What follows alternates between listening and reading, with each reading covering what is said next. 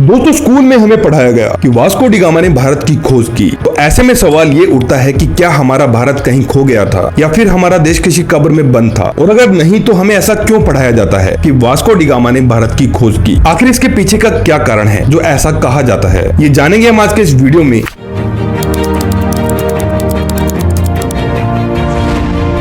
दरअसल यूरोप के देशों के लिए भारत एक पहेली जैसा था, क्योंकि यूरोप अरब के देशों से मिर्च मसाले खरीदता था, लेकिन अरब के कारोबारी उन्हें ये कभी नहीं बताते थे कि आखिर ये मसाले वो किस जगह से लेकर आते हैं। और यूरोप के लोग इस बात को समझ चुके थे कि अरब के कारोबारी जरूर उनसे कुछ छिपा रहे हैं, क्योंकि ये कारोबारी अरब के उस पार के पूर्वी देशों से ज्यादा परिचित नहीं थे। और जहाँ तक सवाल भारत का है, तो इसके एक और हिमालय की ऐसी श्रृंखलाएं हैं जिन्हें पार करना उस दौर में असंभव था। वहीं भारत की दूसरी तरफ तीन ओर से भारत को समुद्र ने घेर रखा है। अब ऐसे में यूरोप के लोगों के लिए भारत पहुंचने के तीन रास्ते थे, जिनमें पहला रास्ता था रूस को पार करके चीन होते हुए वर्मा पहुंचकर भारत आना, जो कि अनुमान से कहीं ज्यादा लंबा था और जोखिम भरा भी। और दूसरा रास्ता था अरब और ईरान को पार करके भारत पहुंचना, लेकिन ये रास्ता अरब के लोग इस्तेमाल किया करते थे और बाकी लोगों को अरब के लोग इस रास्ते से अंदर घुसने नहीं देते थे। और तीसरा रास्ता था समुद्र का रास्ता, जो कि एक चुनौती भरा रास्ता था। अब ऐसे में यूरोप के नाविक एक ऐसे रास्ते की खोज के लिए निकल पड़ते हैं जिनके बारे में उन्होंने सुना तो बहुत था, लेकिन उसे कभी देखा नहीं। जिनमें से एक नाविक का नाम था क्रिस्टोफर कोलंबस, जो कि इटली का रहने वाला था और भारत के समुद्री मार्ग की खोज के लिए निकल पड़ा। लेकिन अटलांटिक महासागर में रास्ता भूल जाने के कारण वो अमेरिका की तरफ चला जाता है और कोलंबस को लगता है कि ये अमेरिका ही भारत है, और इस कारण से वहाँ के मूल निवासियों को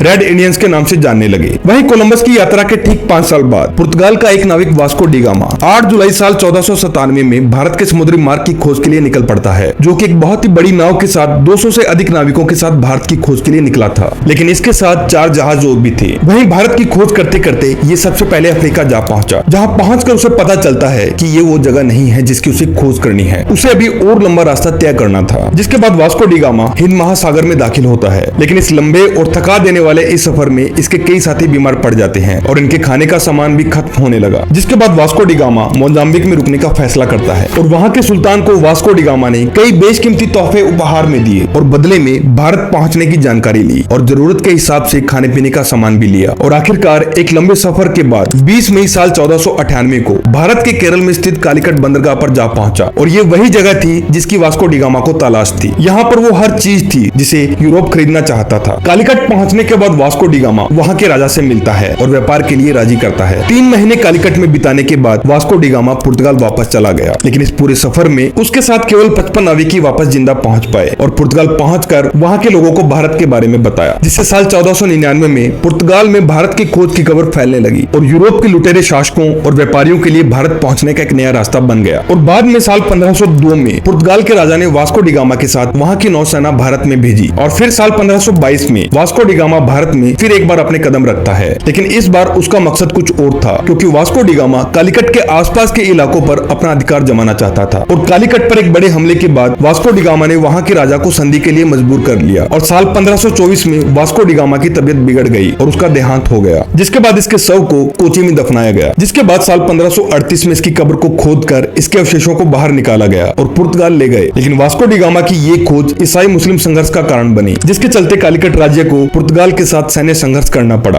और इतना ही नहीं, बल्कि इस खोज ने भारत के केरल के राज्य के लोगों में धर्म बदलने की महत्वपूर्ण भूमिका निभाई और बाद में पुर्तगालियों के कारण ब्रिटिश लोग भी यहाँ आने लगे और 1615 में ये एरिया ब्रिटिश गवर्नमेंट के अंडर में आ गया। तो दोस्तों ये कहना बिल्कुल गलत होगा कि वास्को डी गामा ने भारत की खोज की, क्योंकि वास्को डी गामा ने पुर्तगाल से भारत पहुंचने के लिए समुद्री रास्ते की खोज की थी, ना कि भारत की। तो उम्मीद करता हूं दोस्तों आपको ये जानकारी जरूर अच्छी लगी होगी। मिलते हैं अगली वीडियो में, तब तक के लिए धन्यवाद।